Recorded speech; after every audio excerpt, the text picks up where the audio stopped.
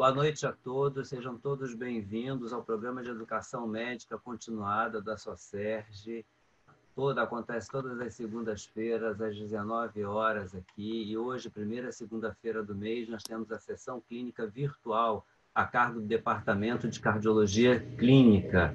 E hoje convido, então, o presidente do departamento, Dr. Pedro Paulo Nogueires, para dar início aqui à nossa sessão, nominada Arritmias na Pandemia, apresentar os nossos convidados e a discussão. Pedro, por favor, boa noite, assuma o comando. Obrigado, Ivone. É um grande prazer estar aqui em mais uma sessão do Departamento de Cardiologia Clínica. Lembrando que o Departamento de Cardiologia Clínica, a gente está organizando as sessões no formato de caso clínico, né? Um formato que é bastante interessante para a plateia, que a gente quer uma interação com a plateia. A gente pode receber algumas perguntas, a gente vai selecionar as perguntas para que sejam feitas aos nossos debatedores, né? A gente tem aqui como apresentador, já foi apresentador da outra sessão do Departamento de Cardiologia Clínica, o Dr. João Roquette, né? Dr. João Roquette é cardiologista do Hospital Samaritano, do Hospital Copa Star, né? E tem residência de cardiologia pela UFRJ, onde ele ainda atua na enfermaria, né? E nós vamos ter o prazer de receber aqui, como debatedores, a doutora Yara Thier. A doutora Yara é do Departamento de Arritmias, é a presidente do Departamento de Arritmias Cardíacas da Socerj, né? Ela é médica, cardiologista e arritmóloga no Hospital de Laranjeiras, no INC, e na UFRJ. A gente vai ter aqui a doutora Jaqueline como debatedora. A doutora Jaqueline é coordenadora do Serviço em Ciência Cardíaca e Transplante do INC e é coordenadora da Cardiologia do Hospital Copa Star. E a gente vai ter aqui o doutor Bruno Paulino. O doutor Bruno Paulino, ele é staff da Unidade Cardiointensiva do Hospital Pedro Ernesto, professor convidado de Cardiologia da UERJ, investigador principal pelo Instituto Brasil de Pesquisa Clínica. Tá? Esse caso, pessoal, é um caso bastante interessante, um caso que envolve emergência, envolve tomada de decisão na terapia intensiva, tomada de decisão na hemodinâmica, e agora a gente vai passar ao João, para a gente ter bastante tempo para discutir com os nossos debatedores, a gente passar ao Dr. João Roquette, a apresentação do caso. É um prazer ter todos vocês aqui. João, com você. Obrigado, Pedro. Queria agradecer a equipe do Departamento de Cardiologia Clínica novamente pela oportunidade de apresentar esse caso muito interessante que a gente teve a oportunidade de acompanhar. Estou aqui só fera, né, podemos dizer assim. Então, é uma missão difícil aqui de fazer a apresentação de um caso com bastante discussão. Está dando certo? Já apareceu minha imagem, gente? Tá ótimo. Então, vamos lá. Então, vamos começar logo o caso, para a gente ter bastante tempo para o debate mesmo, para a discussão. Então, o nosso webinar de hoje é Arritmia na Pandemia. Eu vou começar com essa foto mais marcante, uma foto mais intensa, para lembrar que o atendimento das arritmias graves frequentemente está associado a momentos de uma parada cardiorrespiratória, uma reanimação cardiopulmonar, e as situações que a gente, né, nós temos o conhecimento, manter a calma, é essencial para o desfecho do paciente. Então, discutir arritmia é sempre importante para o atendimento cardiológico dos pacientes, e isso se torna muito importante, principalmente nesse contexto de pandemia que a gente vive, em que o manejo, né, a reanimação cardiopulmonar fica bem diferente por todo o contexto envolvido, né? A gente vê a situação bem diferente do habitual, né? Todos de face shield, todo mundo totalmente paramentado, em que aquela pressa de fazer a reanimação não se impõe, né? Você tem que, de fato, ir seguro para o ambiente, para a cena, para fazer da melhor forma possível para todos, né? Para o paciente, obviamente, mas para a equipe também. E aí eu botei essas fotos também para situar todos no caso, né?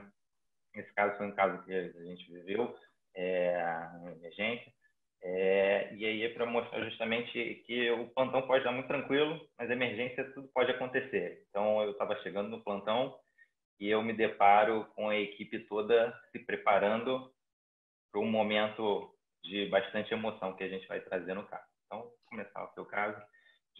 Já situei mais ou menos como é que foi o início disso. Então, nossa paciente é SAS, é uma paciente do sexo feminino, de 84 anos, médica, hipertensa, portadora de fibrilação atrial, que vem com quadro de depressão depois do início do isolamento social, decorrente da pandemia. Vinha em uso de flecainida, 50 mg de 12 em 12, ou mesartana, indapamida, escitalopram e bupropiona. Vem há 10 dias com um quadro respiratório gripal, aguardando o resultado do PCR COVID feito ambulatorialmente. Tendo completado 5 dias de azitromicina, evoluindo com quadro de inapetência e diarreia. Tenho entrada na emergência, então, com quadro de uma sudorese fria, um mal-estar inespecífico, uma sensação de desmaio iminente sem tonteira rotatória. Negava dor torácica, dispneia, ortopneia ou palpitações. E aí, no exame físico, uma paciente em bom estado geral, lúcida, orientada, corada, desidratada, uma cruz em 4. Sinais vitais normais, sem febre, saturação boa, normotensa, uma ausculta respiratória e uma ausculta cardiorrespiratória normal. E aí, para abreviar o caso, a conduta.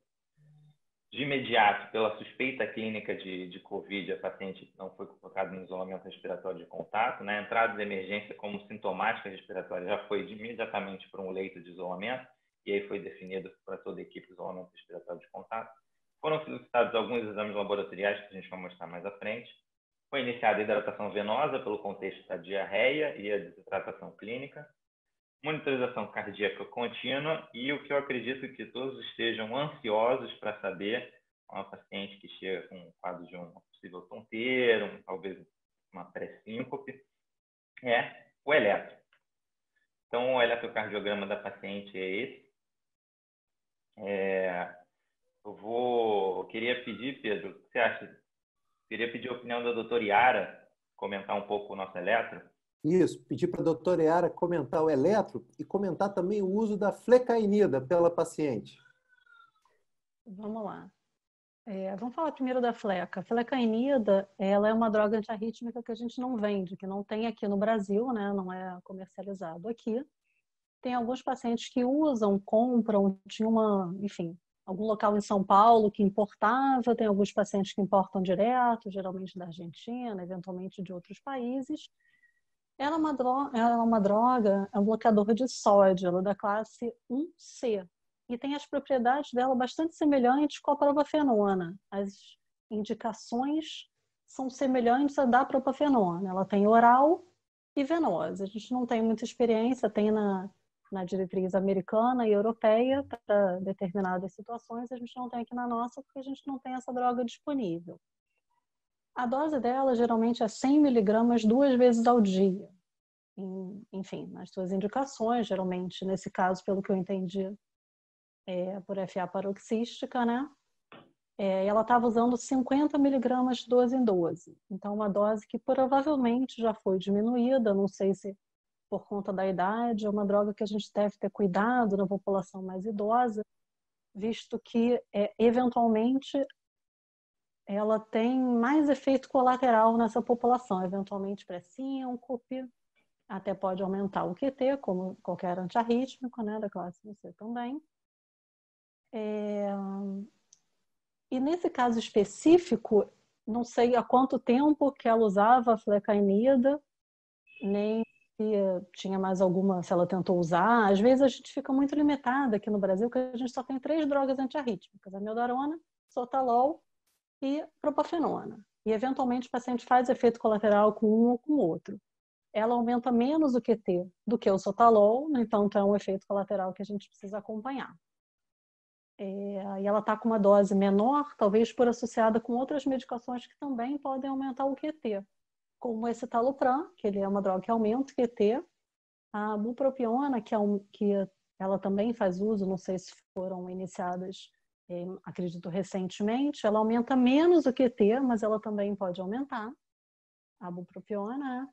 E essas 3 drogas associadas, a gente precisa ter um cuidado. Geralmente, o paciente usando a flecainida, a gente precisa acompanhar com eletro pelo menos a cada 6 meses, e faz parte das alterações dela aumentar o PR.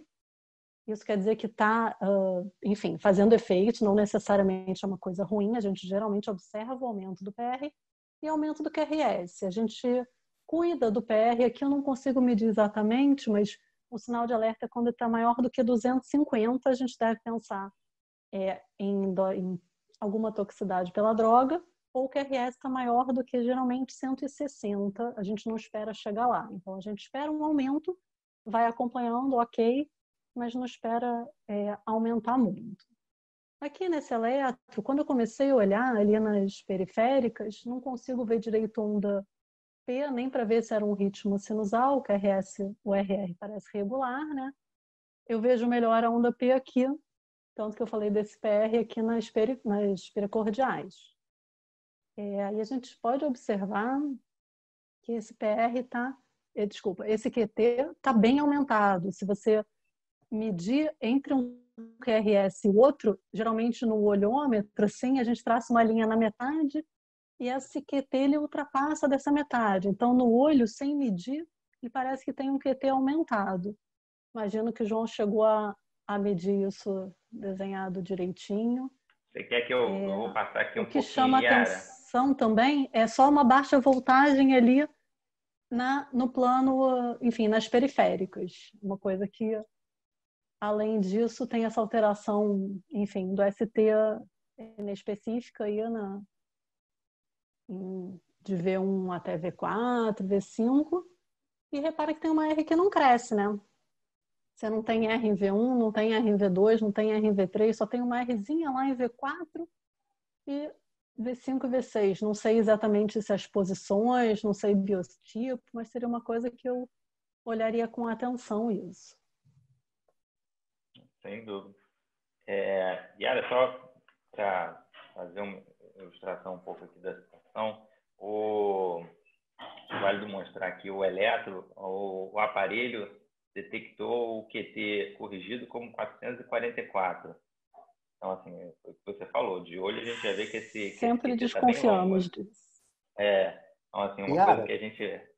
Comenta um pouquinho também o fato dela estar usando azitromicina associada já às drogas de uso regular. Certamente, eu não sei quando que foi iniciado o escitalopram, que também contribui, não sei há quanto tempo que ela usa. A flecainida é uma droga de meia-vida mais longa, então ainda que você suspende, você tem que tomar cuidado. O paciente chegou, por exemplo, usando fleca de não associar com outra droga antiarrítmica, porque a meia-vida dela é mais longa. A azitromicina é mais uma droga que a gente sabe que acaba contribuindo para aumentar o QT, né? Então, enfim, diversas drogas que a gente tem que olhar. Tem uma história também de diarreia, né? Não sei se isso alterou, enfim, evoluiu com algum distúrbio eletrolítico. Mas esse QT eu não acho que está disso, não, João. É uma Então, medida melhor. eu vim aqui mostrar justamente que a gente não pode cegamente confiar sempre no aparelho, né? Então, o aparelho determinou 444 como QT, mas se que eu dei um zoom, fiz o que a gente costuma fazer lá no fundo, né, Yara, de fazer avaliar o QT direitinho.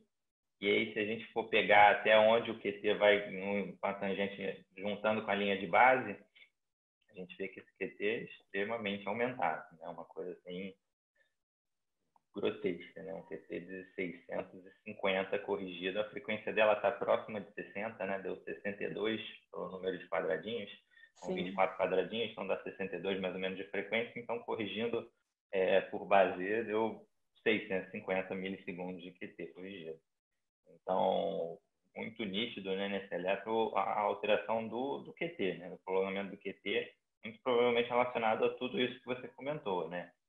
Escitalopram, flecainida, bupropiona, o uso da azitromicina previamente, talvez um contexto de diarreia influenciando de alguma forma. Então, um eletro extremamente alterado no aspecto do QT. Só rapidamente, teve gente que entrou agora, bastante gente entrando. Só para resumir rápido, então, uma mulher de 84 anos, médica, que vinha com quase uma depressão depois do início da pandemia, 15 dias mais ou menos de uso de antidepressivos, esse falou para a ibupropiona, que fazia uso de flecainida que ela trazia da Argentina para o MSA. E aí vem para a emergência com um quadro específico, um mal-estar, uma tonteira, sensação de desmaio. E chega com aquele eletro. monitorizada, hidratando, solicitando exames, aguardando os resultados. 1 hora após, a nossa paciente evoluir com a responsividade. A gente simplesmente não responde no monitor ritmo de fibrilação ventricular. Nesse momento, a paciente é prontamente desfibrilada, evolui para a ESP, com as reanimações, vai para a TV sem pulso, novamente desfibrilada, e aí retorna à circulação espontânea. Preparando as coisas, organizando punção, organizando droga, organizando os cuidados pós-parada, 3 minutos após, nova PCR. No caso é dinâmico e intenso, né? PCR em TV sem pulso, desfibrilada, amiodarona, AF, 26 minutos de reanimação. Bicarbonato, muita adrenalina, tanto venosa como em parte da equipe, com praticamente meia hora de reanimação. E aí a paciente retorna à circulação espontânea. Uma pressão de 110/50, uma frequência de 90, saturando 100%, já entubada. Eu não vou dar o foco aqui nesse momento, mas a situação da intubação, no começo da pandemia, esse caso a gente presenciou logo no início da pandemia, eu não sabia muito bem como é que funcionava o Covid, muitas dúvidas que ainda existem, mas que eram muito maiores. A situação da intubação foi extremamente tensa pela questão do face shield, de toda a proteção, mas a paciente retornou à circulação espontânea, saturando 100% entubada. E aí a paciente no monitor fazendo salvas de taquicardia de QRS largo, iam e entravam, e aí foi feito o eletro pós-parada, que flagrou um desses momentos. Yara, vou te pedir novamente para comentar esse eletro. Vamos lá. A gente precisa, antes de falar do eletro, só ressaltar um pouquinho que você falou que ela parou em fibrilação ventricular. Aqui, quando a gente olha de cara, a gente já vê que é um ritmo, quando você olha, enfim, a derivação mais longa ali embaixo do D2, é um ritmo monomórfico, todo igual. Não é o ritmo que ela parou. E a gente encara isso até do que a gente vai fazer lá na frente, diferente de uma paciente que para em TV monomórfica. A gente sempre pensa que tem alguma cicatriz no miocárdio, alguma doença estrutural, ou no caso de ser isquêmica, de já ter alguma fibrose, e a gente encara isso um pouquinho diferente. Geralmente não é isquemia aguda. E a fibrilação ventricular, ou arritmia polimórfica, a gente já pensa num quadro de isquemia aguda. De isquemia aguda, que foi o que ela apresentou no início. Como a gente compara com o eletro anterior, que já tinha aquele QT aumentado, provavelmente essa fibrilação, essa arritmia polimórfica foi secundária ao QT aumentado. Seria o meu raciocínio nesse momento. Foi revertido, e aí no ritmo pós-parada ela apresentou esse ritmo aqui. Analisando esse eletro, a gente vê uma taquicardia de QRS largo. Quando você olha ali em V1, tem um padrão de BRD. Então, taquicardia de QRS largo, a gente vai fazer o diagnóstico diferencial de uma taquicardia supraventricular com aberrância ou uma taquicardia ventricular. Para isso, a gente tem alguns algoritmos, o mais usado é o Brugada. E, pelos critérios de Brugada, a gente primeiro, não sei se você tem aí, se você quer colocar aí, João, ou se a gente vai falando. Sim. A presença de RS, a gente olha as precordiais, presença de RS em V1 a V6, a gente tem RS aqui, claramente a gente vê bem aqui em V4, em V5. Perdão, vou voltar, Yara. Não, beleza. E aí a gente tem RS, então a gente vai para o próximo critério. O próximo critério é se o RS é maior do que 100. Na derivação, obviamente, que você identificou o RS. Aqui, medindo, muito difícil de ver os quadradinhos, mas se aproximou num próximo, não foi? Difícil de ver, mas eu diria que tem algo em torno de 80 ali em V4 no segundo complexo, a gente consegue ver. O início não é tão rápido, então 80 não define também. Vamos para o próximo critério. Volta anterior para a gente ver o eletro todo. A gente busca se tem dissociação atrioventricular no eletro.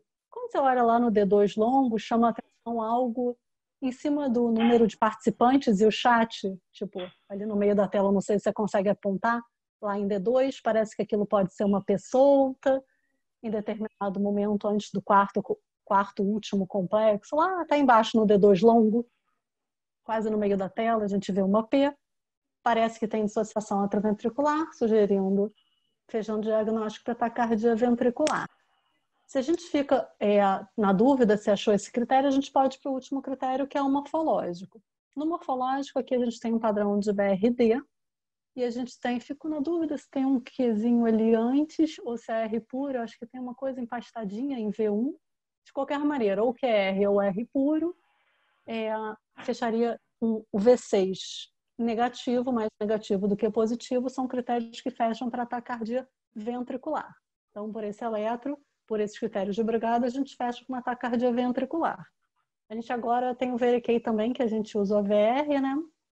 O AVR me parece que começa ali com R puro, que fecharia também para critério de taquicardia ventricular. Então, ele saiu com um ritmo de taquicardia ventricular pós-parada. Volta para ver o eletro sem ele estar montado. Chama a atenção que o ritmo não é tão taquicárdico, frequência ali, 120, 30 e pouquinhos, né? Você mediu essa frequência, mas é o que eu consigo ver os quadradinhos daqui. E ele é totalmente negativo na parede inferior, em D2, em D3 e em AVF. De acordo com a morfologia do QRS, a gente consegue localizar a origem dessa taquicardia. Então, uma taquicardia que ela é negativa na parede inferior, então ela vem da parede inferior. É uma taquicardia de baixo para cima, e repara que ela é negativa em V6, V5, V4, V3, V2. Então, ela é uma taquicardia que ela vem da porção inferior e lá totalmente negativa. Então, uma taquicardia que foge da ponta, pelo padrão de bloqueio de rumo direito do ventrículo esquerdo. Então, uma taquicardia ali daquela região. No ritmo pós-parada, isso nos diz pouco do que essa paciente chega com essa taquicardia na apresentação inicial dela, né? Então, a gente teria que ver se foi feito alguma, enfim, como é que está a questão de eletrólito, se foi corrigido no ritmo pós-parada, mas analisando o eletro, taquicardia ventricular de parede inferior e negativo ali na ponta também. Então, ali de porção inferior lateral do ventrículo esquerdo. Que a gente pode falar desse eletro. Eu vou te falar, Yara, que uma das coisas que eu mais fico feliz mais ficava impressionado, na verdade, na residência, quando a gente ia nas sessões com você, eletro e tudo mais, a capacidade do eletro, um exame tão simples, né? Se a gente for olhar assim, não é simples, né? Mas um exame tão antigo, conseguir dar tanta informação, né? Você conseguir dizer da onde vem uma taquicardia ventricular e a relevância prognóstica do eletro nesse sentido, né? Esse paciente é um pós-parada, a probabilidade de TV sempre maior, num pós-parada ainda maior, mas é um paciente já com algumas alterações do eletro de base. Então, você diferenciar uma TV de uma ataque supra, uma taquicardia de QRS largo é sempre importante, isso tem implicação muito séria prognóstica, né? Então, em outras situações, isso pode influenciar no implante de um CDI, por exemplo. Então, como o eletro traz informação, né, Yara? Sim, a gente, enfim, eu tenho um viés aí, mas a gente gosta muito de eletro. E aí, isso é importante, porque uma taquicardia que vem dessa região, a gente olha o eco. Se o eco tem alguma fibrose, alguma coisa em outra região, a gente pode dizer que essa taquicardia não tem nada a ver com essa cicatriz que ele tem. Então, a gente consegue correlacionar o tipo de TV. Daqui a pouco é o que a gente brinca, né, na sessão. Não basta a TV ou taque supra, e sim qual TV, da onde, o que é isso? É uma TV idiopática, uma TV de VE? Enfim, geralmente idiopática é trato de saída, ou pode ser fascicular também. Então, o tipo, a cara da TV nos dá muita informação, mas enfim. Acho que essa é a parte mais divertida da sessão, né? Diferenciar, acho que a parte divertida é essa. Bom, aqui só mostrar a esquematização dos critérios de Brugada, né? O estudo clássico dos irmãos de Brugada, né? A Yara já apresentou brilhantemente assim, os critérios, então a ausência de RS nas precordiais, se você tiver, né? Se você não tiver RS nas precordiais, já sai como TV. E se tiver, a gente segue os critérios, como a Yara falou, vê o tamanho do RS, nosso eletro, o RS não é maior que 100, então seguiu o próximo. A dissociação, a taquicardia ventricular, como a Yara bem pontuou, não é uma taquicardia tão rápida, mas frequentemente taquicardias muito rápidas, a dissociação fica muito difícil de ver. E é um critério que frequentemente a gente acaba não tendo muita segurança em demarcar se está dissociado ou não, e aí vai para o morfológico. E a Yara já comentou, eu só trouxe aqui uma figura para a gente sempre deixar gravado, né? Ficar na dúvida, você deixa olha no celular, para diferenciar, ajudar os critérios para você conseguir tomar a decisão na hora. Então, a Yara já falou, né, o padrão de BRD, né, o QRS positivo, né, predominantemente positivo, e com a parte negativa maior que é positivo em V6 e um R puro, um QR em V1. Então, sendo sugestivo de TV. E aí, como a Yara falou também, os critérios de Veracay, que são critérios um pouco mais recentes de Brugado, tem uma acurácia muito boa, que facilitam muito. Se você olhar só uma derivação, você já consegue fazer toda uma avaliação da diferenciação. Então, se o paciente tem em AVR, a TV começando com um R, né, a primeira onda positiva, você já sai como TV, já facilita muito a sequência do diagnóstico.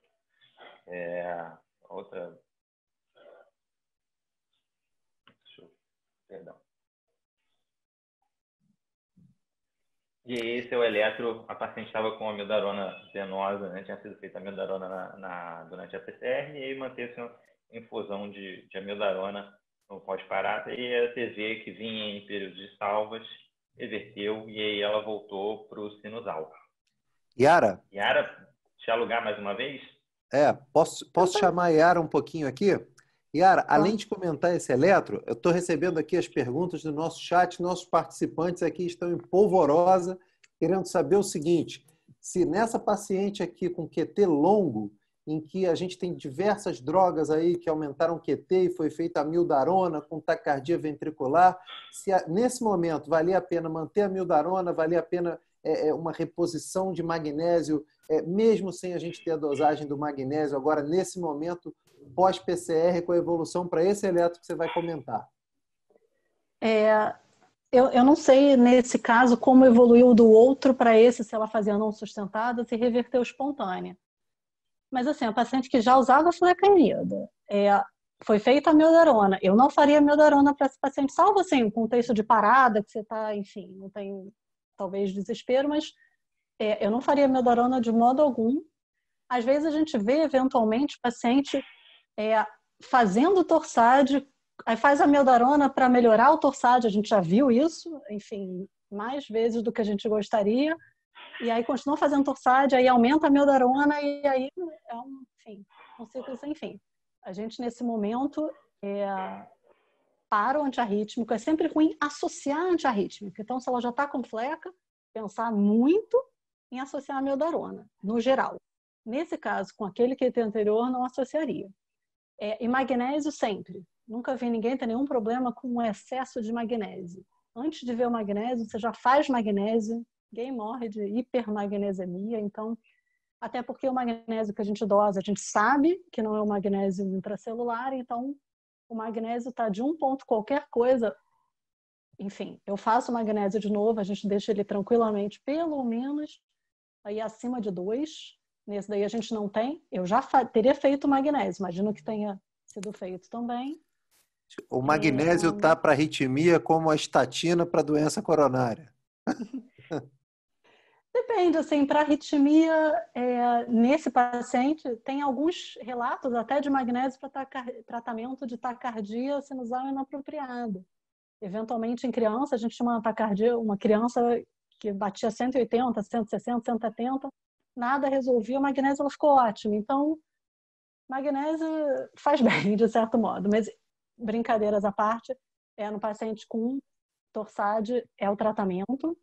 Eventualmente, caso você não consiga resolver e ele ainda continue fazendo torsade, apesar de já estar lotado de magnésio, o tratamento, a partir daí, seria um marca-passo provisório para você estimular esse paciente numa frequência acima da que ele está, para você tentar inibir esse ciclo longo, ciclo curto, que acaba desencadeando o torsade. Então, eventualmente, a gente precisa passar marca-passo em alguns pacientes, Nesse caso, ele estava mais taquicárdico e o QT parece até que deu uma diminuída. Não sei se já foi o efeito do magnésio. Repara que esse PR está longo, assim, me incomoda. Não sei quanto você mediu aí, João, mas seria uma paciente que no ambulatório, se chegasse com esse PR aqui, talvez eu já teria até suspendido essa flecainida no ambulatório por conta desse PR, enfim.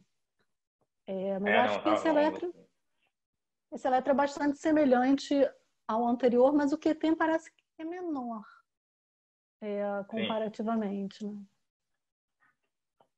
Sim. O QT aqui, principalmente V2 que a gente usou, né? Terminando aqui. A melhor derivação para a gente medir QT acaba sendo realmente o D2 e o V5, porque são derivações que você consegue excluir a onda U e ter uma medida mais fidedigna. Aqui não estão derivações muito boas para a gente ver esse QT. A gente acabou medindo em V2, mas enfim, aqui parece ser um pouco menor, mas também modificou a frequência, né? Quando a frequência aumenta, o QT acaba sendo o mesmo, né? Não sei se foi feita adrenalina, enfim. O que foi feito nesse contexto? Acredito que sim. Adrenalina durante a PCR. Sim, Então pode ser só por conta dessa taquicardia. Durante a PCR, né?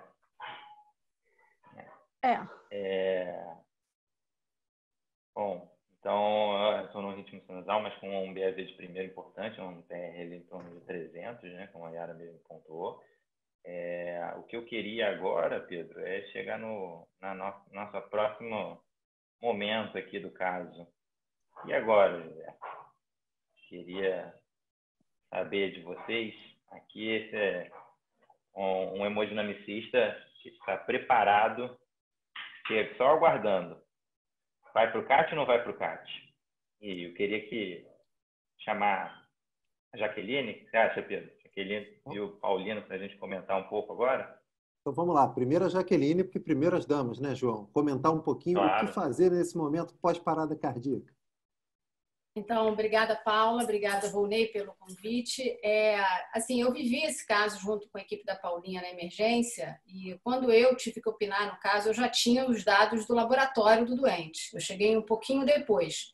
Eu já chego com o doente ressuscitada, com a mina entubada, com o QT já corrigido, porque foi feito magnésio na parada, foi feito cálcio, foi feito adrenalina, foi feita a amiodarona porque ela entrou em arritmia, 26 minutos parada, então a gente também fica limitado, apesar dos comentários da Yara.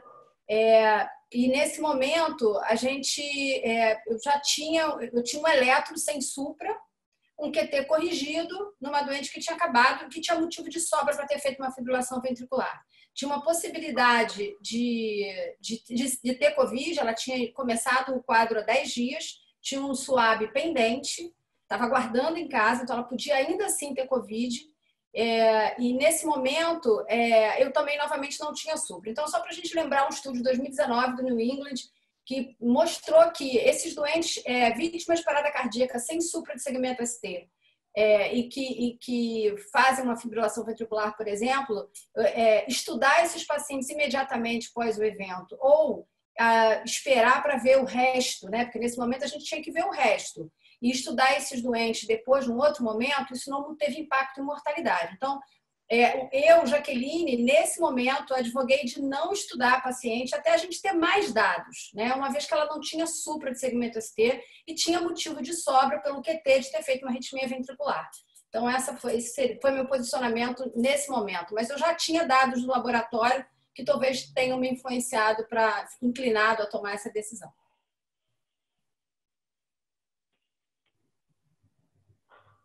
Paulino, e agora, Bruno Paulino vai falar para a gente o que você faria nesse momento agora, pós-PCR, que a gente tem aquele eletro. Bom, boa noite a todos. É um prazer estar discutindo um caso tão interessante e como é bom a divergência de opiniões, né? A diferença entre as observações de um mesmo caso. Eu seria enfático em advogar para levar esse paciente para a coronariografia. Ainda que ele tivesse motivos de sobra, ou ela tivesse motivos de sobra, para ter feito uma fibrilação ventricular por outros motivos que não doença isquêmica, nós sabemos que disparada a principal causa de morte elétrica, de fibrilação ventricular, é a doença isquêmica, ainda mais numa paciente sabidamente, com a idade avançada, com 84 anos, hipertensa, e sob um estresse agudo. A gente sabe, são vários os estudos em várias situações do mundo diferentes. Eu lembro pelo menos 2 casos do aumento de mortes e de infartos em Nova Orleans, quando teve o furacão Katrina. Isso foi bem agressivo naquela época, inclusive com aumento de morte por qualquer causa, porque as pessoas não chegavam aos hospitais por conta do Katrina. Lembra que nos Estados Unidos a medicina toda é privada e as pessoas perderam dinheiro, perderam tudo com o furacão. E eu lembro de um outro caso muito interessante, característico, na Copa da Alemanha de 2006, em que havia picos de doença coronariana aguda nos dias de jogos da Alemanha, né? Então, é muito característico a gente ter paciente com alto risco para doença cardiovascular, sob um estresse agudo por causa da pandemia e potencialmente com diagnóstico de Covid e fazendo uma fibrilação ventricular. Ainda que eu pudesse chegar no final, ter um CAT sem evidências de doença, eu preferia ter o CAT sem evidências de doença a ter o risco de ter um CAT com evidência de doença, e se fosse um CAT com evidência de doença que levasse a FV, é uma doença incompatível com a vida. Então, eu não me surpreenderia que, se porventura fosse doença cardiovascular, se fosse doença coronária aguda, essa paciente tivesse uma nova morte súbita, uma nova parada cardíaca, e a gente não teria como fazer pelo retrovisor, né? Então, se a gente teve a bênção de ter a paciente voltando à circulação espontânea neste momento, eu teria levado imediatamente ao CAT. Eu até ia brincar com vocês que ela só passou pela emergência porque ela estava na emergência quando parou. Porque se ela estivesse na rua, o helicóptero pararia na rua, pegava essa paciente, levava para o topo do hospital e levava diretamente para a sala de hemodinâmica sem passar pela emergência. Podia ter até a equipe da emergência, mas não teria a sala de emergência. Então, eu acho particularmente que este exato momento, de novo, ainda que todos os aspectos levem a pensar que essa paciente está diante de uma doença não isquêmica, eu levaria para o CAT, mesmo que ele fosse branco. Eu esperaria, se fosse doença cardiovascular, aquela memória do eletro, um supra no eletro, como Jaqueline bem falou. Da mesma forma, eu falaria com vocês que a chance de doença cardiovascular para uma doença inflamatória como a COVID pode sim ser o gatilho para uma doença, um rompimento de placa, e por isso eu seria enfático em levar essa paciente para o CAT. Bruno, eu vou apimentar aqui. A gente viu vários reports, várias recomendações de ser menos invasivo com a coronariografia no cenário COVID, né? Na minha prática clínica, eu não estudo todo mundo com PCR por arritmia sem supra. Na minha prática clínica, eu paro para olhar, até porque essa doente tinha 1 de magnésio, né? Então, assim, ela tinha uma explicação de sobra para ter largado o QT, tinha tido diarreia, tinha COVID da diarreia. Então, assim, a gente estava diante de uma doente com uma COVID, com distúrbio eletrolítico marcado, um QT longo, e fez uma arritmia pelo QT. Então, assim, eu não estou diante de uma FV que eu não tenho um red flag de por que ela parou. É diferente de uma doente que chega com eletro, sem QT longo, com tudo normal e para. Talvez essa doente eu me aproxime mais da etiologia isquêmica. Então, eu queria deixar só a mensagem que, assim, estudar toda vítima de parada cardíaca por arritmia sem supra não é uma diretriz. Pode ser um olhar de alguns centros, experiência positiva, é o que você falou do ponto de vista prático. Eu preciso esclarecer que ela não tem obstrução coronariana, porque isso vai matá-la. Eu acho que a nível de protocolo institucional, de olhar, eu acho absolutamente direto e eu concordo em alguns pontos. Mas eu acho que a mensagem isso está franqueado a você, salvo com supra. Supra você muda, mas sem supra, vale a pena a gente entender melhor do que a gente está falando. E assim, o cenário do Covid foi extremamente aflitivo, porque foi o contrário. A recomendação do American Heart era, se tiver supra, dependendo do doente, tromboliza. Não expõe a tua equipe a uma viremia, a uma coisa que a gente não conhece. Então, assim, acho que o que tem também de diferente, o que talvez fez com que eu e Paulinha e o próprio João, que a gente botasse o pé no freio, era o cenário da epidemia, que, na verdade, fez a gente... Inclusive, a hemodinamicista foi chamada. E a gente falou, peraí, será que isso é Covid? Será que a gente vai expor a equipe sem entender melhor o que está acontecendo? Então, essa é uma outra mensagem, porque a gente tem ainda Distrito Federal passando por um pico de Covid, a gente ainda tem o Rio Grande do Sul passando por um pico de Covid, que se tiver alguém aqui ligado, o cenário do Covid faz com que a gente pense 5 vezes, porque é uma equipe toda exposta, e a gente tem que ter muita certeza que a gente vai tirar algum benefício dessa coronariografia nesse cenário tão emergencial. Diferente seria de um supra. Eu talvez não trombolizasse um doente com supra, eu nunca vivi isso na época Covid, mas eu tenho colegas que precisaram trombolizar até exatamente para diminuir esforços, né? Então, só para dar esse olhar. Não, eu concordo com você. Foi o que eu falei. Existem características que nos levam a pensar em colocar no CAT, características que nos levem a pensar em não colocar no CAT. Eu concordo com você de toda essa questão e a gente vive isso regularmente, mas lembramos que essa paciente foi colocada na tomografia, por exemplo, mais que não tenha ninguém dentro da tomografia junto com ela para fazer, a gente não pestanejou para fazer esse diagnóstico e a gente fez diversas vezes isso nos pacientes que tinham congestão por infarto e colocava esse paciente dentro da tomografia para ver se era Covid ou não, mas eu só chamaria atenção, e assim, que fique claro, eu não estou falando que houve erro, mas estou mostrando um outro olhar. Que a gente se preocupa com razão muito com Covid e disparado a doença coronariana mata muito mais do que a Covid, né? E a gente está diante de uma possível Covid e uma possível doença coronária.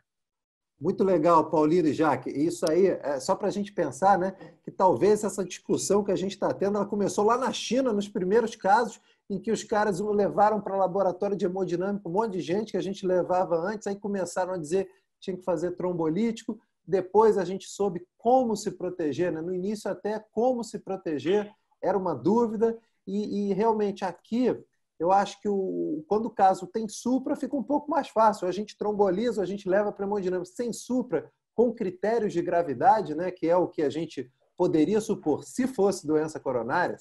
Lembrando bem, se fosse doença coronária, a gente ainda não sabe, o caso ainda não acabou, teria bastante discussão. Até para a gente ter mais discussão, vou deixar o João passar um pouquinho, que vão chegar mais dados que vão deixar vocês em situação ainda mais difícil.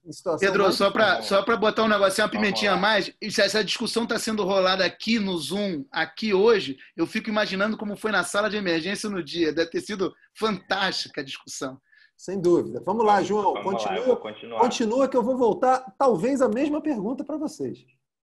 Vamos lá, eu vou continuar aqui rapidamente. Só então, já foi dito isso. Cuidados pós-parada, eletro pós-parada, se tiver supra, perfusão coronariana, se você tiver uma alta suspeita de infarto, também pode se pensar. Esse é o guideline do SLS 2015, tá?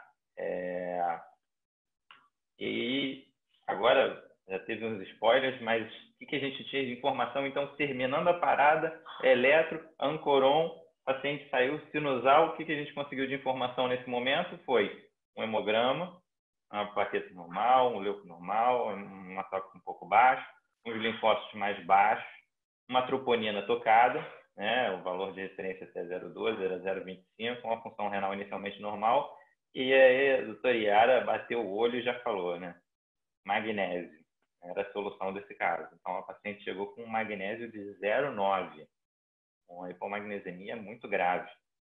Gás venosa pós-parada, um pH normal, mas já com uma acidose metabólica, com um bicarbonato extremamente baixo. Então, eu trouxe aqui, a Jaqueline já brilhantemente comentou, do estudo COAPT, estudo de 2019, que avaliou justamente isso. Paciente parada, pós-parada, eletro sem supra, CAT ou não CAT?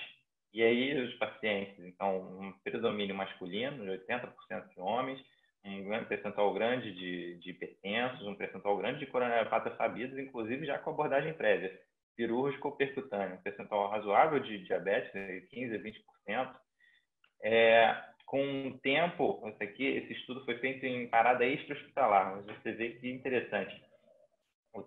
A mediana de tempo entre o início do suporte, né, básico no caso, extra-hospitalar, e a parada foi de 2 minutos, extremamente curto, né? E o tempo entre o retorno à circulação espontânea de 15 minutos nos 2 grupos. Então, o que eles decidiram fazer nesse estudo? Fazer CAT imediatamente ou CAT posteriormente, né? O paciente ia seguindo os cuidados pós-parada e você avaliava futuramente a necessidade de CAT.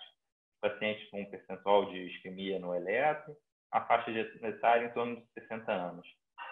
Eu vou ser mais breve aqui. Uma coisa interessante é quem que eles tiravam do COACT.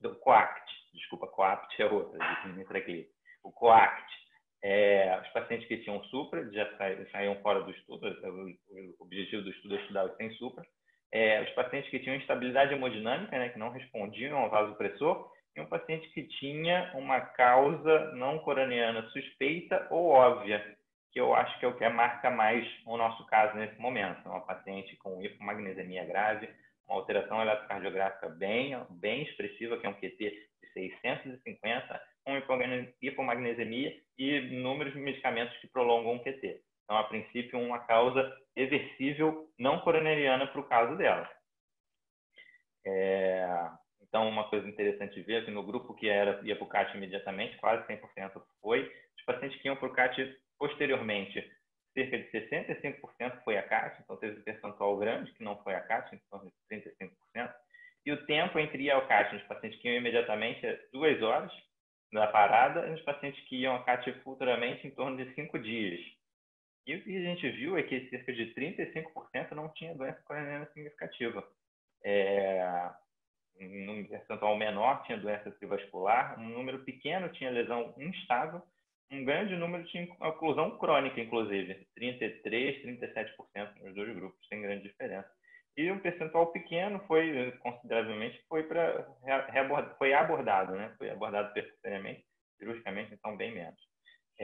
Uma grande parte indo para tratamento conservador. Então, e o endpoint desse estudo, o que a gente encontrou, que a sobrevida em 3 meses foi extremamente semelhante, né? 65% de sobrevida nos 2 grupos, o que é interessante, porque foge um pouco até dos registros. Se a gente for ver os registros de parada cardíaca intra-hospitalar, a mortalidade intra-hospitalar das PCRs que ocorrem dentro do hospital gira em torno de 60%. Então, a mortalidade da PCR mesmo intra-hospitalar é bem alta, da extra-hospitalar é maior ainda, gira em torno de 70%, 75%. E esse estudo teve uma mortalidade, uma sobrevida relativamente bem alta em relação à média, né? A única diferença do estudo foi que os pacientes que tinham hemodinâmica demoraram mais a alcançar a temperatura-alvo na terapia de metas guiadas da temperatura direcionada, do controle direcionado de temperatura. Vou tentar ser mais breve aqui. Esse aqui é só a curva de Kaplan-Meier mostrando um desfecho extremamente semelhante, né? Então, sem diferença de sobrevida nos pacientes que iam para a coronariografia ou não. Uma coisa interessante é que esse não é o único estudo que está sendo feito nesse sentido. Então, já foi publicado no Resuscitation o estudo piloto do estudo DISCO, né? Que também é para avaliar coronariografia nos pacientes que têm uma parada cardíaca extra-hospitalar. E também o outro estudo, que é outra avaliação do estudo DISCO, que já mostrou que o que ele já tem de resultado publicado até o momento, isso foi outra publicação, uma publicação prévia, da relação entre fração de ejeção, disfunção ventricular não teve mudança entre os pacientes que iam para a coronariografia, não. E tem mais o estudo ACCESS também, que está em coleta de pacientes. Esse é o raio-x de tórax da paciente e aqui é a tomografia de tórax que foi feita. Então, se a gente for olhar, passar aqui um pouco rápido, o que a gente tem é um infiltrado em vidro fosco periférico, mais médio, base, com atelectasia também. Alterações bem sugestivas de COVID. Se a gente for ver o laudo, vidro fosco com distribuição periférica em ambos os pulmões, consolidação componente atelectado na porção basal posterior direita, um derrame pleural nominado bilateral. Aqui, então, o ecocardiograma, a gente vê aqui um apical 4 câmaras, um apical 2 câmaras, e aqui também 4 câmaras com o Doppler, para ver essa incidência mitral, uma incidência mitral moderada. E a gente vê de mais alterado aqui nesse eco. A gente vê uma hipocinesia aqui na região apical, lateroapical. Nas 2 câmaras a gente vê também uma acinesia, um comprometimento de contratilidade importante na região apical, inferoapical, inferior médio, anterior apical. Então, bastante alteração nos segmentos apicais, né? Então, a ponta do coração bem comprometida nesse eco pós-parada. Pedro, eu vou passar, infelizmente, o eco por conta da avançada hora, mas o que a gente tinha de laudo nesse eco? Então, a disfunção moderada, uma cinesia das regiões que eu comentei, pegando bem mais os segmentos apicais, uma fração de ejeção de 41%, nesse momento uma PSAP de 55% com uma função de VD preservada e uma regurgitação moderada, como eu comentei. Então, vou fazer rapidamente, João. Vou pedir para os nossos debatedores fazerem comentários curtos agora, comentários curtos, né? Sobre 2 coisas. Primeiro, que se o eco mudaria, esse eco mudaria a conduta de vocês em relação a CAT e não CAT. E segundo, lembrar também que uma das coisas que a gente fica muito preocupado em tomar condutas num paciente tão grave, condutas baseadas em evidências, né? E não esquecer do 5º elo da cadeia aí de sobrevivência, a hipotermia, induzir hipotermia, proteger o cérebro, né? Aí após a PCR, e às vezes levar para um exame sem tanta certeza de benefício, às vezes complica um pouco para a gente manter isso, mas é possível também. Mas com esse eco, com disfunção e alteração segmentar, rapidamente, 1 ou 2 minutos para cada um, começa pela Jaque sempre, viu, Bruno? Primeiro a Jaqueline, se isso mudaria um pouco a conduta. Então, essa paciente saiu da tomografia, foi direto para o CTI, enquanto botava veia, artéria, ventilava, arrumava a ventilação, o eco não tinha sido feito. O eco foi feito 11 horas da noite, que foi a hora que o ecocardiografista entrou no leito. Tinha essa alteração de ponta, mas o eletro continuava sem infra, sem supra, muita droga, meio micrograma de nora. E aí acho que a gente está o mundo real, como eu faço. Nesse momento a gente não fez nada, a troponina dela era uma troponina em platô baixa, sem alteração dinâmica, e a gente entendeu que isso era um Takotsubo, isso era um standard pós-PCR. Voltando à sua pergunta, se naquele momento na emergência, depois da TC, tivesse feito esse eco, visto essa ponta parada, acho que eu teria mais dúvida se eu botaria ou não no CAT. Mas a circunstância com que essa aquisição das imagens foi feita era esse cenário. E como era uma doente que estava estável e sem novamente alteração dinâmica de segmento ST, o tratamento foi conservador ainda. É isso. Bruno, agora você. O Pedro, eu teria dificuldade de mudar minha conduta, porque minha conduta já teria sido tomada, eu já teria mandado essa paciente para o CAT. Mas, de qualquer sorte, você levantou uma informação importante sobre o controle, a redução da temperatura, para que nós controlássemos o risco de dano cerebral. E eu concordo em gênero, número e grau com vocês, seria extremamente importante.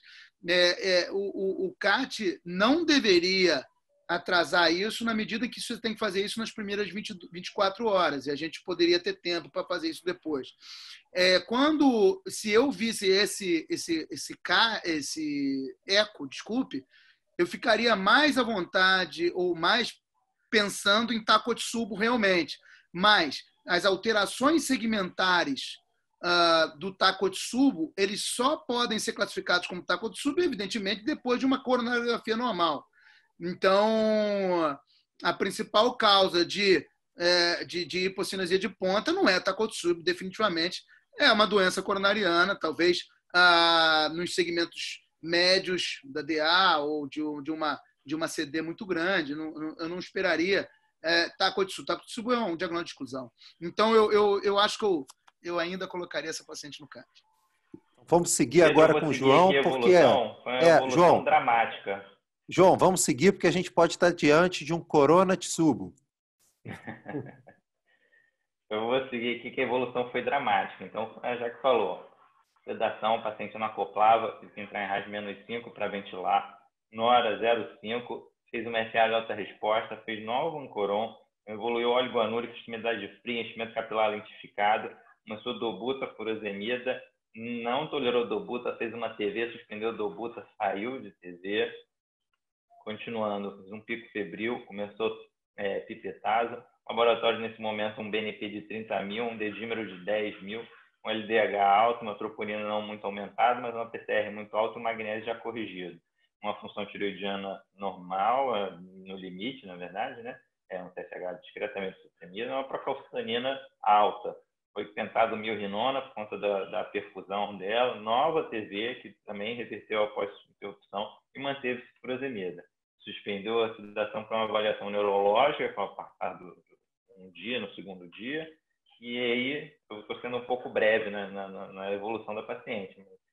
Uma notícia ruim do coronavírus, né, um Covid detectado. E aí, paciente, só para botar o que me agarrava ao fato de que o CAT, eu tinha muita curiosidade de vê-lo, mas que ele talvez só agregasse morbidade a esse momento e não mudaria a minha conduta, era o fato da troponina ser muito baixa. Desculpa, uma doença coronariana, uma estabilização de placa, com alteração segmentar nessa monta, fazendo arritmia ventricular complexa, não pode ser um de troponina. Assim, isso sempre foi o que ancorou a nossa conduta em ser conservador, sempre pensando na base inicial da medicina, não trazer o dano antes, né? Então, pegar essa doente, colocar no laboratório de hemodinâmica, para nós era mais complexo e mais danoso do que talvez manter o suporte dela. Então, só para chamar a atenção da riqueza da troponina, da curva enzimática nesse caso, que foi definitivamente o que ajudou a gente a tomar a conduta. Agora eu vou advogar a favor da Jaqueline, concordo. E outra coisa, a tomografia eu esperava, se fosse doença cardiogênica, de ter mais dados. Ela parecia muito Covid e menos congestão pulmonar.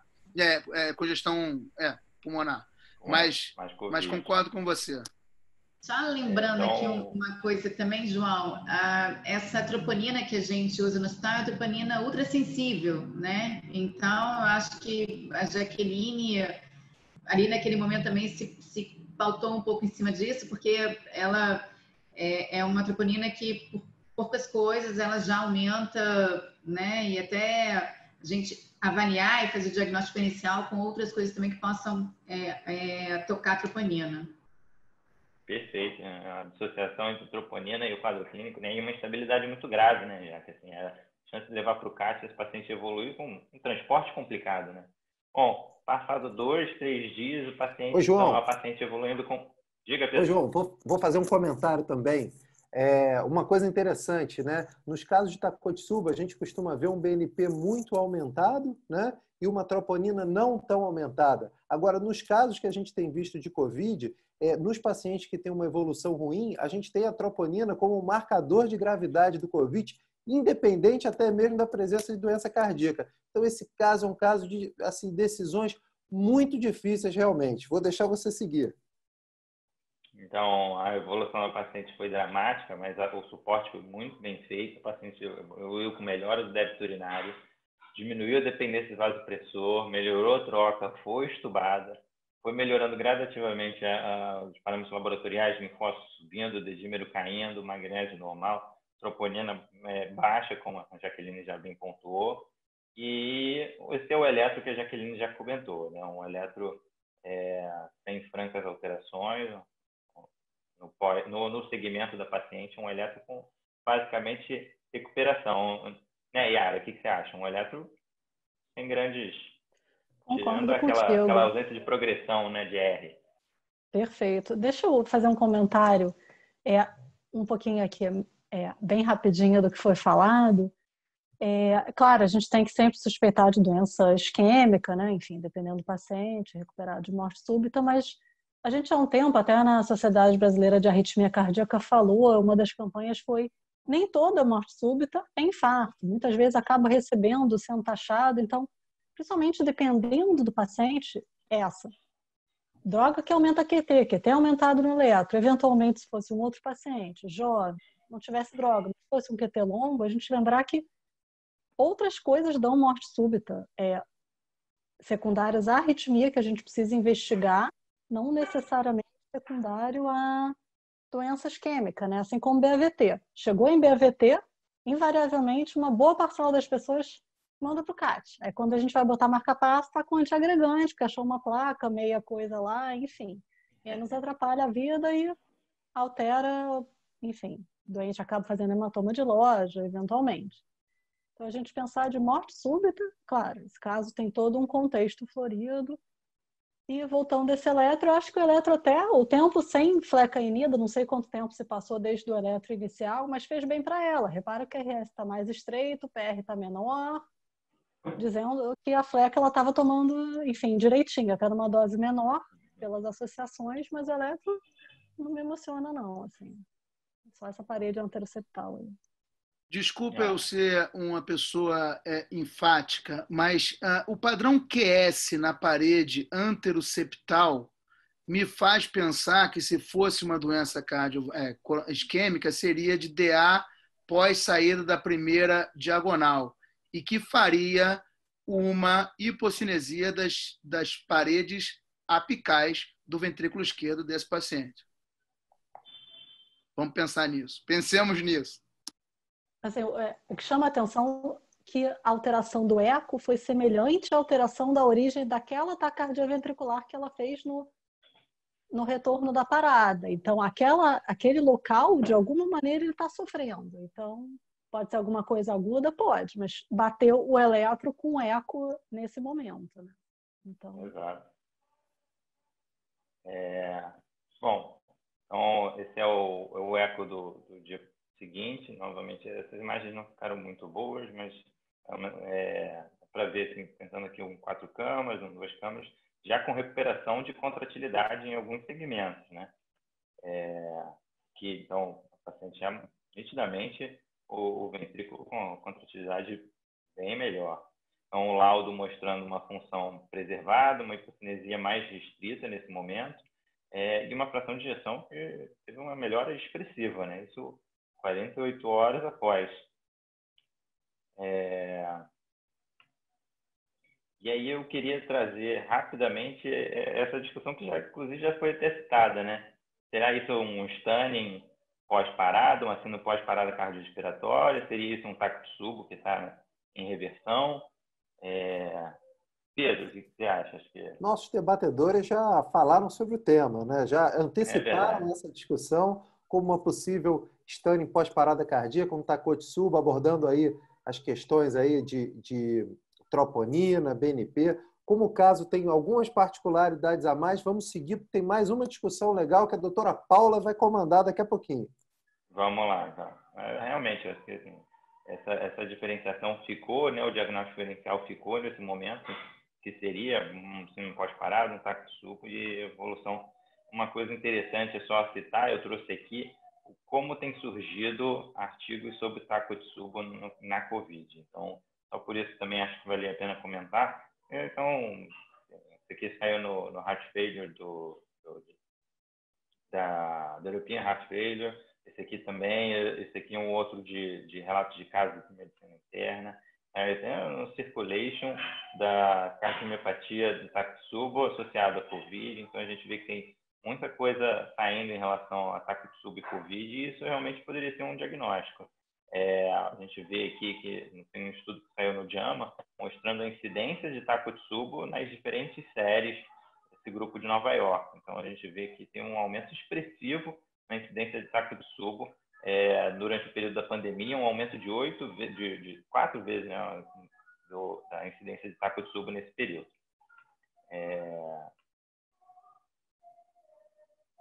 Bom, 10 dias depois, quando parecia estar tudo resolvido, nossa paciente já conversando com a família por videochamada no quarto, clinicamente bem. Então, ela começa uma dor torácica retroesternal de forte intensidade aos pequenos esforços, isso dentro do quarto, como dor torácica. Conduta. Acho que nesse momento todo mundo ávido, depois de toda essa emoção, parada, pós-parada, TV, todo mundo quer ver, né, Yara? É o eletro. Depois de tudo isso, eco, discutir esse CAT, o que a gente quer nesse momento é ver um eletro. Então, Yara, de novo. Vamos lá. Quando a gente compara com o eletro anterior, apareceu aqui um Rzinho que não tinha em V2, apareceu um Rzinho que não tinha em V3 e que não tinha em V4. Isso é importante, vale a pena a gente lembrar que quando você compara, sempre paciente você está, enfim, queixa de dor precordial, vê se tem alteração dinâmica da onda T, do ST, mas isso só é válido se o QRS for exatamente igualzinho na outra derivação. E às vezes o QRS é um pouquinho diferente e isso mostra que está em posição um pouquinho diferente. Então o QRS, embora negativo aqui, apareceu uma Rzinha que no anterior, se não me engano, não tinha nada, era totalmente negativo. Mas apesar disso, ele inverteu a T em V1, V2, V3, V4, V5, V6 continua flat. Acho que ele era flat, se não me engano, de V1 a V6 no eletro anterior. A posição está um pouquinho diferente. Então, o ideal seria você tem alguns lugares até fora, aqui no Brasil, confesso que eu nunca vi, principalmente em criança, que às vezes é difícil fazer eletro, seriada, enfim, ela briga bastante. Ou até em unidades coronárias, você faz um pontinho, você marca ou você deixa o eletrodo fixo para quando você vai rodar eletro, você coloca as derivações precordiais sempre na mesma posição. Então, ou você faz uma marca com uma caneta que não sai, ou você deixa um eletrodo adesivo, que é o que está ligado ao monitor, depois você tira e roda o eletro com aqueles eletrodos. Você garantir que a posição foi rodada no eletro evolutivo sempre na mesma posição. Aqui parece que tem alguma alteração posicional, mas a gente pode ver que inverteu a onda T aí nessa parede. De resto, o QT, a frequência está semelhante ao primeiro eletro, né? Parece uns 60 de frequência por aí. E o QT está menor evolutivamente, e o PR e o QRS todos mais estreitos, comparando com os eletros iniciais. Sim. Mas o paciente com dor, que fez essa alteração no eletro, acho que aí não tem muito jeito, Bruno. Está todo mundo curioso para ver seu CAT, acho que aí não tem como fugir, não. Bom, então, novamente, o nosso hemodinamicista preparado em tempos de Covid, ele quer saber. E aí? CAT? Muito bem, pessoal. Agora eu vou fazer o seguinte, vou pedir para a Jaque comentar rapidamente, Bruno e a Paula definir após o João mostrar o que aconteceu, tá? Mas agora comentários breves, pessoal, 1 a 2 minutos. Vamos lá. Então, já estava no nosso radar a avaliação anatômica dessa paciente, por tudo que já foi falado. Então, é uma doente que a gente já tinha combinado de fazer a coronariografia. Ela já tinha ido para o quarto, a gente já estava começando a pensar nisso, quando ela cita uma dor retroesternal, porque agora ela estava mais móvel. Na hora de tentar trocar a fralda, ela tentou ajudar, fez uma opressão precordial típica. Na hora foi feito eletro, como a Yara comentou, tinha alteração dinâmica. E aí a gente acabou por coronariografar a paciente. E aí vocês vão ver o que vai acontecer. Mas já estava na nossa programação, independente dela ter feito sintoma, ela ia embora do hospital com avaliação anatômica, como acho que a grande maioria faria.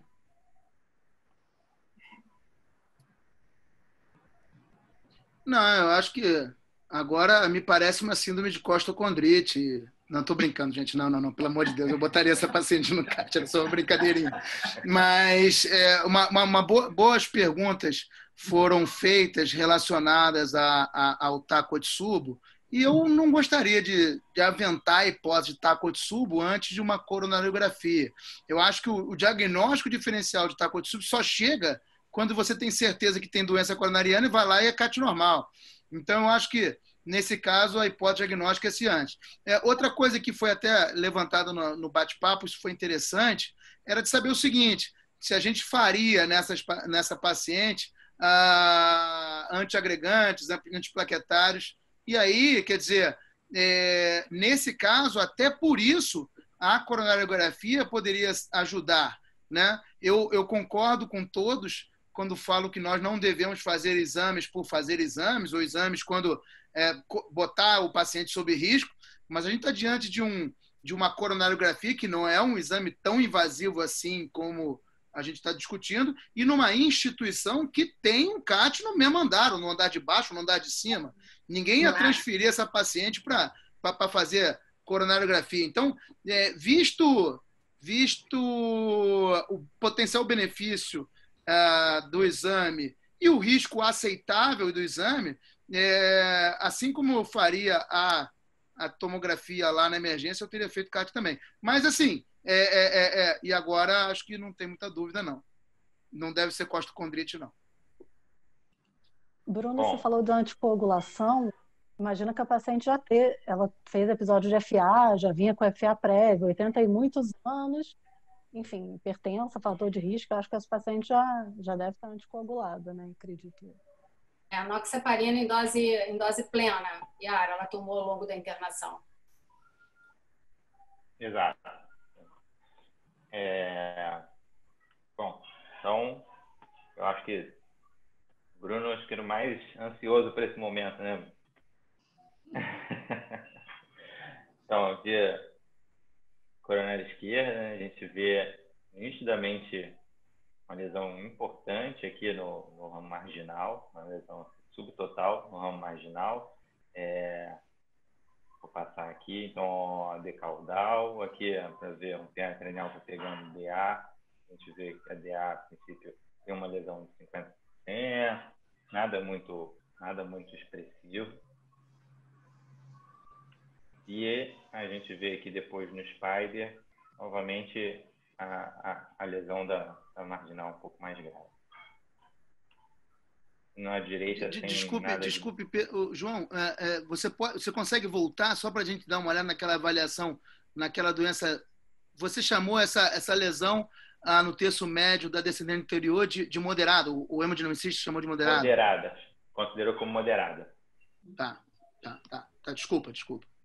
Nada, imagina.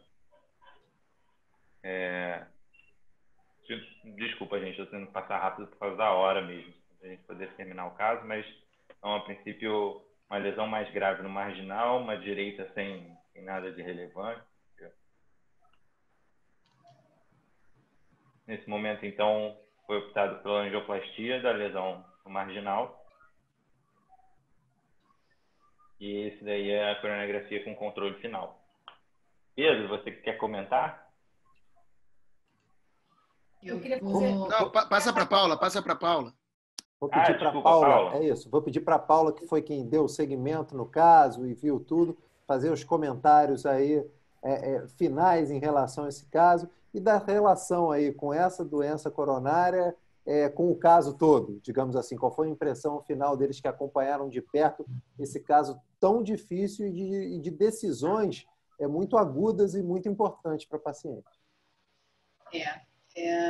Bom, então só para a gente comentar, né, eu acho que isso foi muito no início da pandemia, e a gente aprendeu muito. Naquela época a gente só tinha muitos casos, né? Na verdade a gente lia muito que a China estava produzindo de material, e depois, uma vez estando aqui, a gente participando disso, a gente começou e a gente entendeu algumas particularidades dessa doença.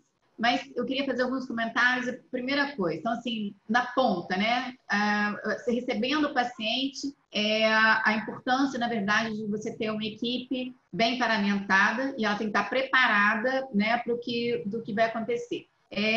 A gente fez treinamento, eu acho que todo mundo tem que ter treinamento aí mesmo, e até hoje a gente mantém treinamento, né, para atendimento desse tipo de paciente. Então, assim, a gente foi muito exaustivo nisso, a gente teve que se preparar para isso, a gente foi muito exaustivo nisso, é como o Pedro, o João falou, na hora quando ele chegou lá, ele se depara com uma equipe entrando, metade da equipe entrando já estava, né, totalmente paramentada, full, e uma parte da equipe ainda se preparando. Então, assim, a gente teve aí essa condução, arritmia, PCR, retorno da circulação espontânea, arritmia novamente, PCR prolongado, e, enfim. E aí chama hemodinâmica, a hemodinâmica prontamente chega, já que chega também, então aquela discussão do que a gente fazer, existia naquela época, né, uma orientação ou uma sugestão que a gente não levasse os doentes, né, a não ser que ele tivesse com grande estabilidade, ou instabilidade, ou IAM com super, para a hemodinâmica, mas sim que a gente fizesse, né, que a gente ponderasse, e tinha até na época uma orientação de você até fazer trombolítico ao invés de você levar para a sala de hemodinâmica. Acho que a gente pegou isso, né, como uma orientação. É óbvio que isso, para nós, cardiologistas, para eu, emergência, isso dói um pouco, entendeu? Sabendo que a gente tem um laboratório de hemodinâmica ali, enfim, né, no nosso caso, até 2 salas de hemodinâmica para, enfim, para a gente não usar. E aí, assim, só a gente lembrando, né, da doença, né, da COVID em manifestação com doença cardíaca, né? Então, a gente podendo ter lesões miocárdicas direto do distúrbio hemodinâmico ou pela própria hipoxemia, né? A gente pode ter processos inflamatórios levando a miocardite inflamatória pela própria ação do vírus. Você pode ter cardiopatia por estresse, então lembrar que essa doente, além de ter, né, passado, né, ela já falava sobre alterações humorais dela, mas também parada e uso de drogas. A disfunção microvascular ou trombose devido à hipercoagulabilidade ou inflamação sistêmicas, né, e lembrar daquele processo da tempestade de citocinas, que também podem estabilizar as placas das artérias coronarianas. E lembrar que esses pacientes com doenças cardiovasculares prévias, com hipertensão, obesidade, diabetes, eles têm risco aumentado de um prognóstico ruim. Mas, além disso, esses pacientes com lesão miocárdica, independente da causa, eles têm um prognóstico pior, né?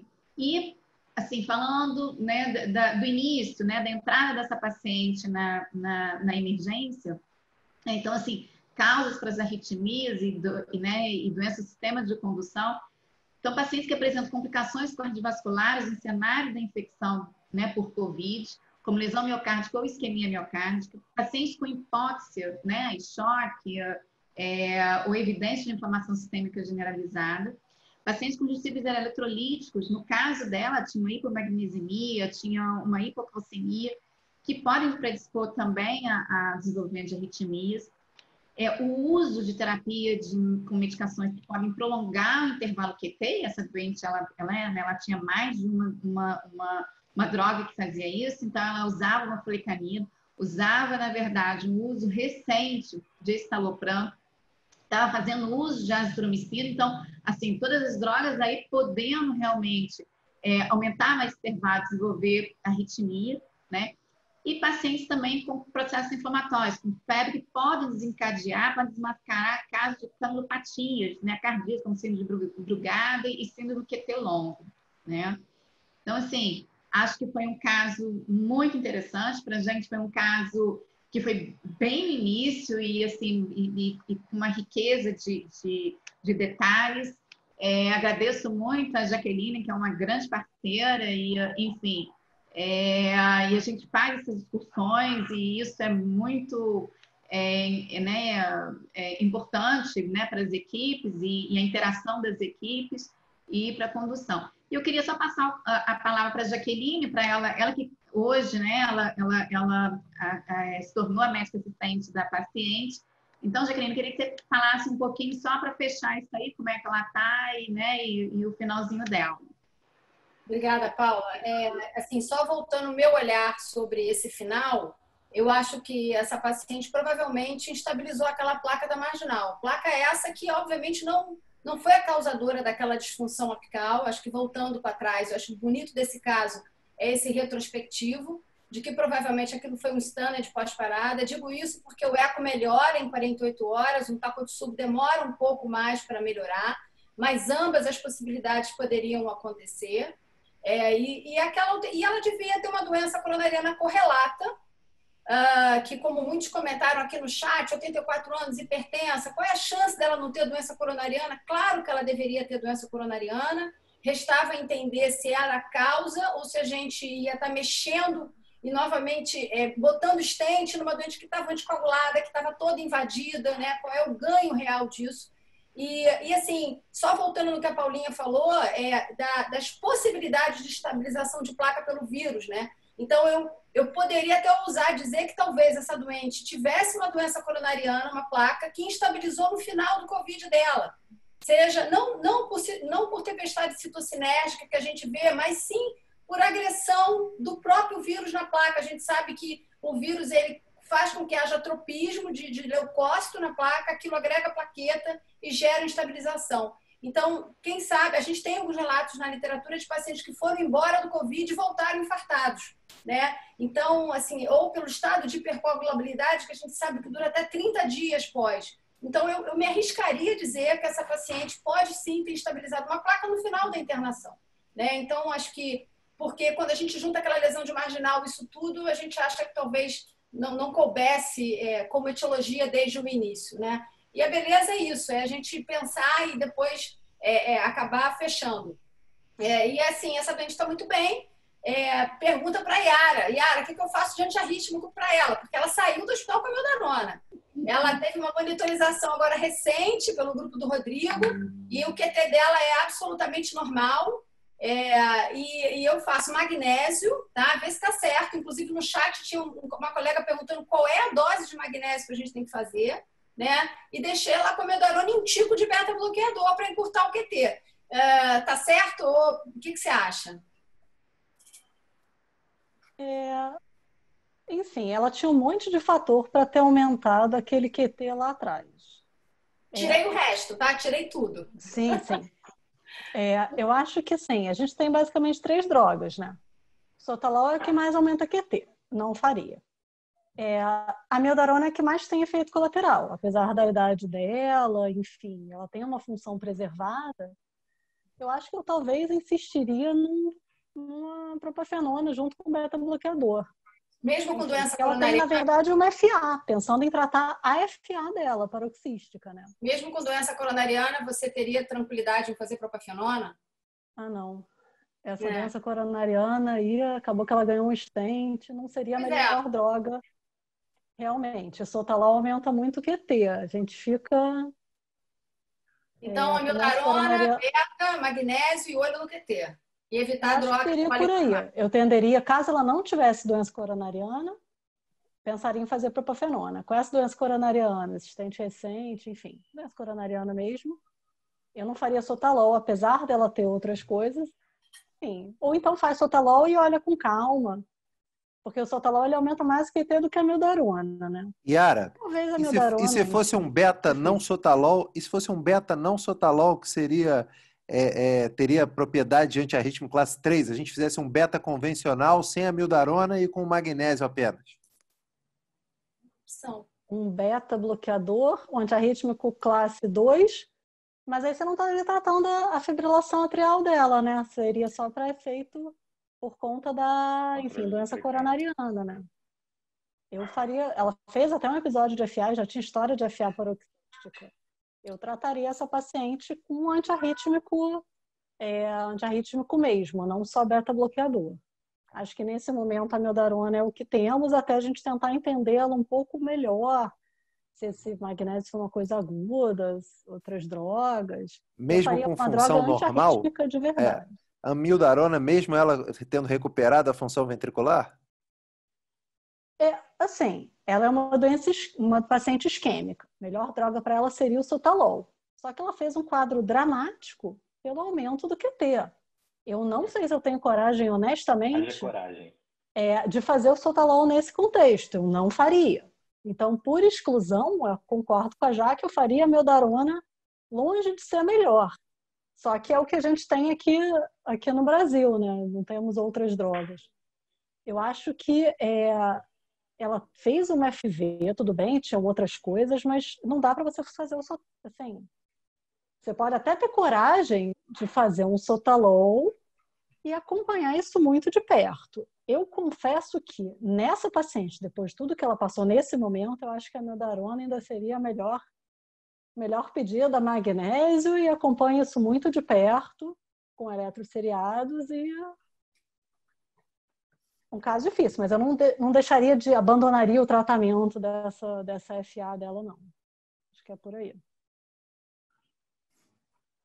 E a Pixabana com DOAC com Plavix na alta também, né? Bom lembrar disso.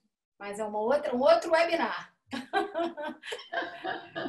Perfeito, mas anticoagulante a gente já, enfim, cada vez tem mais evidência de que é uma droga para ela, é melhor fazer o DOAC do que, enfim. Mas eu concordo com a Jaque que, depois de tudo que eu queria tanto esse CAT, o CAT foi negativo, na minha opinião, foi neutro. Ele não foi o dono do problema, não foi por isso que ela parou. Ela tinha uma lesão de marginal e até fiquei com vontade de saber o FFR daquela lesão moderada, segundo o hemodinamicista da DA, que aí poderia fazê-la parar. Mas a lesão de marginal certamente não foi a dona do problema. Não. Bom, pessoal, queria agradecer a todos. Foi excelente a discussão, altíssimo nível aí dos nossos palestrantes.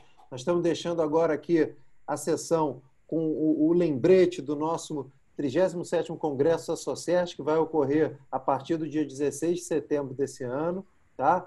É o congresso virtual, com inscrições gratuitas, né? E dizer que aqui no Departamento de Cardiologia Clínica a gente vai ter ainda sessões nesse modelo de caso clínico. Em breve a gente está preparando a próxima aí para vocês. Agradecer muito a audiência. E obrigado aos palestrantes, obrigado ao João, obrigado aos debatedores e a Paula que trouxe esse caso sensacional para a gente. Parabéns a todos e muito obrigado. Obrigado a todos. Boa noite a todos. Parabéns. Belo caso.